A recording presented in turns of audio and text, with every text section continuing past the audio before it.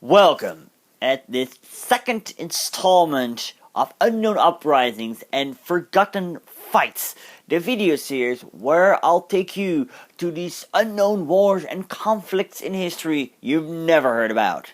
And in this video, we're going to talk about the Japanese conquest of the Dutch East Indies.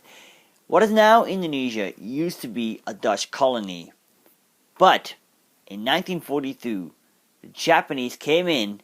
They drove the Dutch away and installed their own regime. How did it got so far?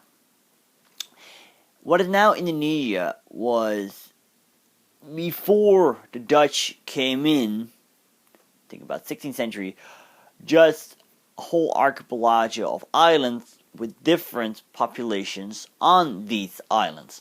Now, when the Dutch arrived, in the beginning they set up trading colonies.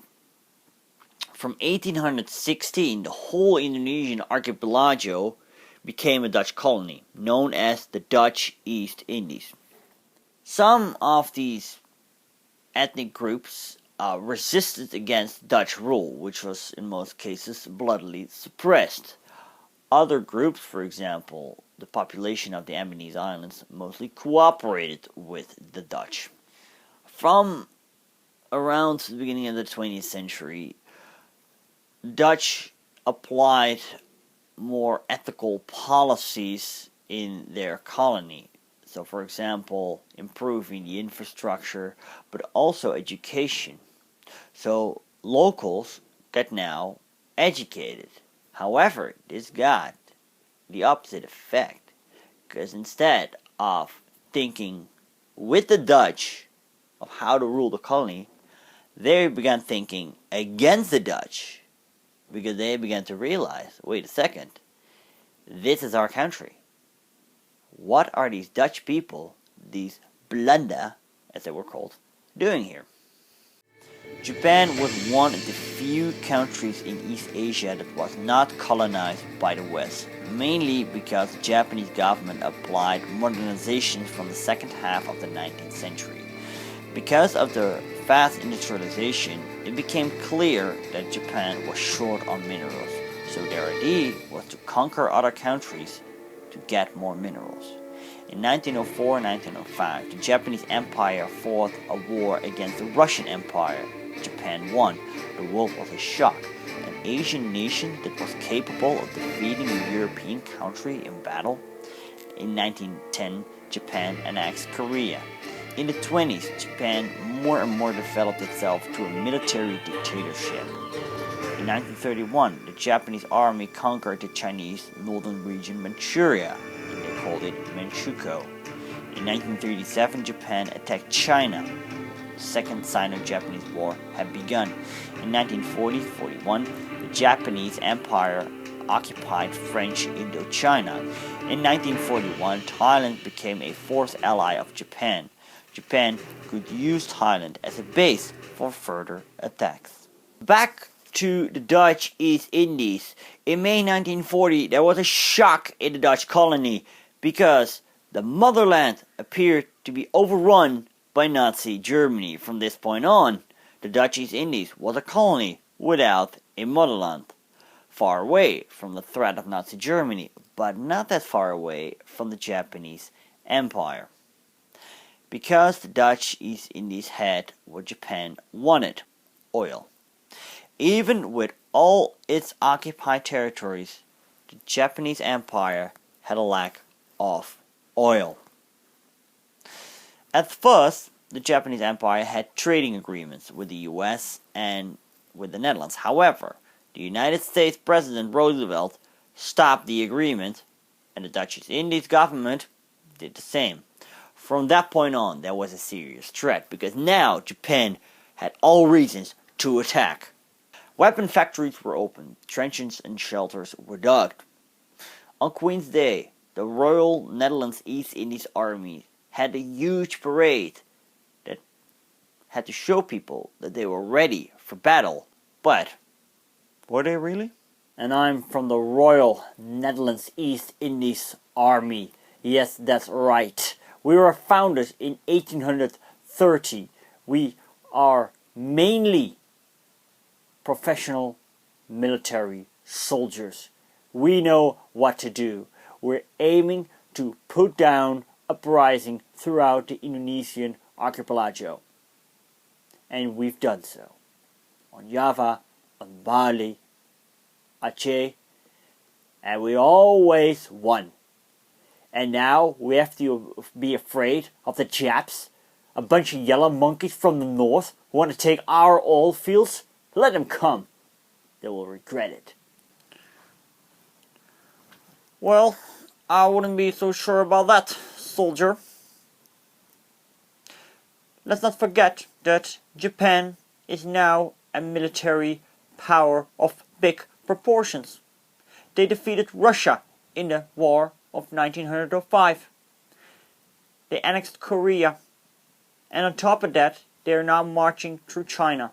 They are unstoppable. Their soldiers are to be known to be fearful fighters. And let's not forget that the outline of all our Indonesian islands equals the outline of the earth. And then, on the 6th of December 1941, the day the Japanese Empire attacked, with a surprise attack on the American Marine base of Pearl Harbor. At the same time, Japanese troops overrun the British Crown colony of Hong Kong. After that, they attacked the Philippines and the British colonies Malacca and Singapore.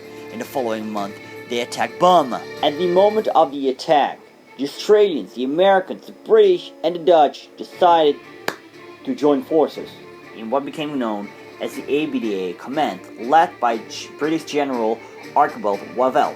The Dutch army consisted of the infantry, the air force, and the marine. They are in no way capable of defending all these islands, so therefore they had to cooperate with other countries. The countries differed in opinion which colony was of the most priority to defend. The British argued that Singapore was the most important.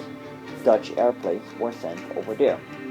The Americans and Australians did not want the war to escalate all the way to the southwest of Asia in order to spare troops. The Dutch, on their turn, wanted to defend the second homeland, Java and Sumatra. In any case, there was too much land to defend, and far too less troops and material to do so. The Japanese Western Force attacked Sumatra. With the help of paratroopers, they occupied the airports of Palembang. However, Dutch soldiers of the Royal Netherlands East Indies Army fought back and managed to drive them away.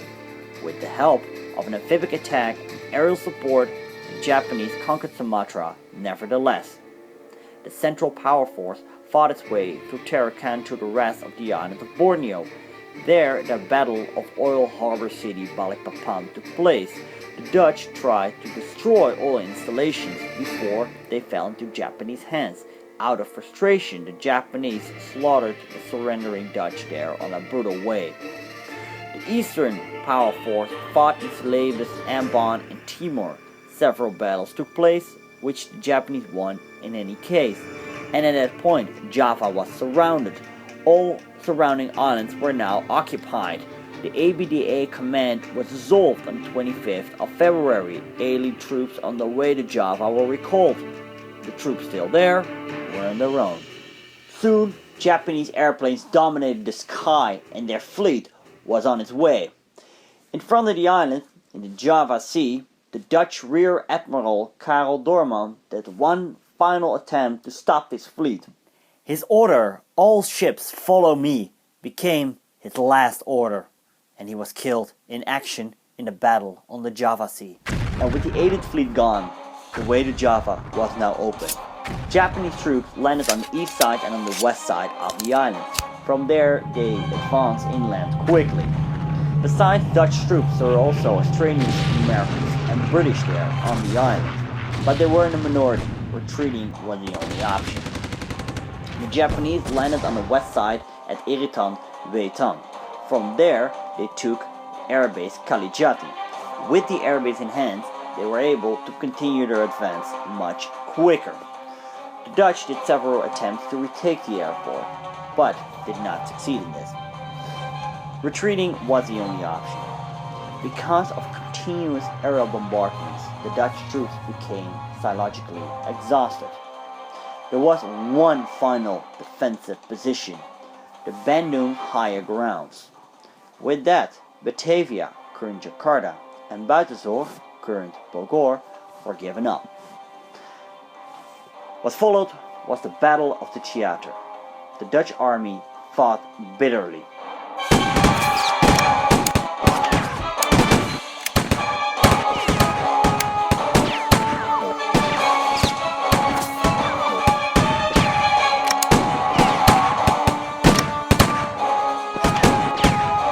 The Japanese troops broke through, nevertheless. Because all civil and military headquarters were located in Bandung, as well as thousands of refugees, the Dutch colonial government did not wish to be fought there. So therefore, the Royal Netherlands East Indies Army capitulated on the 9th of March. The rest of the allies did so on the 12th.